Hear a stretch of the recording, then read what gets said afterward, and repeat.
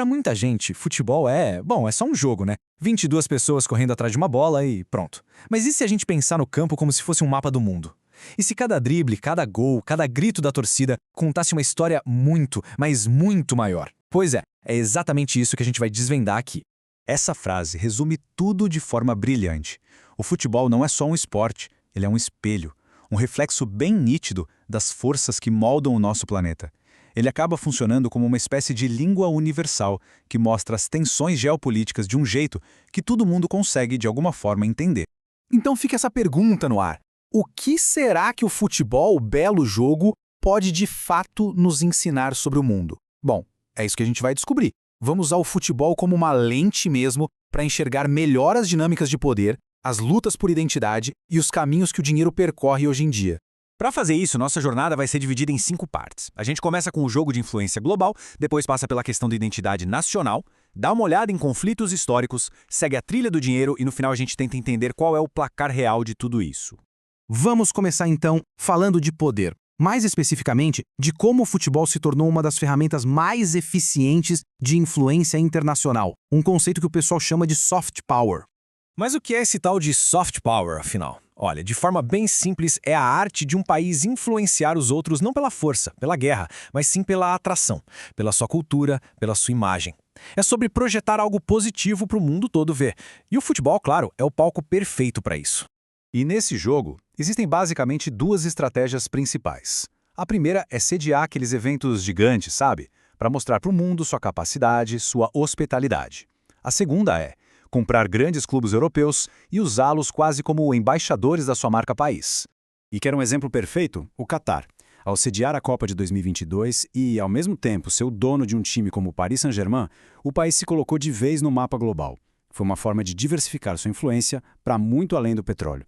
E o mesmo vale, por exemplo, para o Manchester City, que é financiado por um fundo dos Emirados Árabes. Agora vamos mudar um pouco o foco. Vamos para um campo onde a lealdade vai muito, mas muito além do clube. É hora de ver como o futebol vira um veículo para a identidade nacional e, em alguns casos, até para movimentos separatistas. E o lema do Barcelona, "Mais que um clube", que significa mais que um clube, encapsula essa ideia perfeitamente. Isso não é só um slogan de marketing, de jeito nenhum. Para a Catalunha, o Barça funciona como um verdadeiro exército desarmado, um símbolo poderosíssimo da sua identidade cultural e das suas aspirações de independência da Espanha.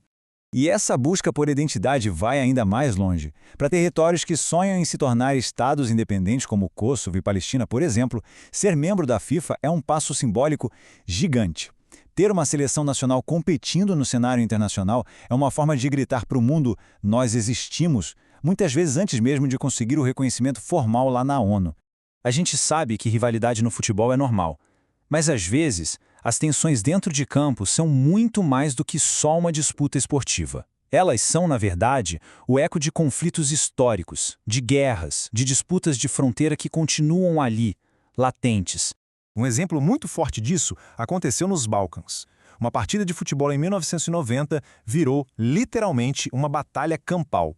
Aquilo tudo refletia as tensões étnicas que, pouco tempo depois, levariam a uma guerra brutal e ao fim da Iugoslávia. O jogo virou um símbolo do que estava por vir. E tem um caso que é ainda mais extremo, que ficou conhecido como a Guerra do Futebol. Mas aqui é fundamental entender uma coisa. O futebol não foi a causa do conflito entre El Salvador e Honduras. As causas eram muito mais profundas, sabe? Tinham a ver com disputas de terra, com migração. Mas as partidas de futebol, elas foram a faísca, o estopim que acendeu o pavio para uma guerra de verdade. Ok, agora vamos fazer outra coisa. Vamos seguir o dinheiro.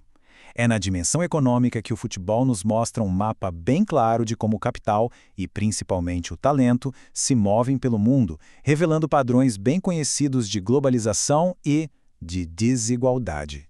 Esse gráfico aqui deixa um fenômeno bem claro: a chamada drenagem de talentos. Os melhores jogadores da América Latina, da África, são sistematicamente levados para os grandes centros econômicos do futebol, que são as ligas europeias. Isso espelha de forma quase perfeita a dinâmica econômica de centro e periferia que a gente vê no mundo. E quem é que paga a conta desse espetáculo todo? Bom, é só olhar para as camisas dos times. Patrocinadores como as companhias aéreas do Oriente Médio ou gigantes de energia como a russa Gazprom mostram de onde vem o poder econômico hoje em dia e a importância estratégica que essas regiões ganharam no futebol europeu. Certo. Depois de passar por tudo isso, qual é o placar real? O que essa análise do futebol como um espelho geopolítico realmente nos mostra sobre o mundo em que a gente vive? No fim das contas, o futebol é um indicador poderoso. Ele aponta para quem tem poder e influência, mostra quem está lutando por reconhecimento, revela onde as feridas da história ainda não fecharam. E, talvez o mais importante, escancara como os fluxos de pessoas e de capital conectam todos os cantos do planeta.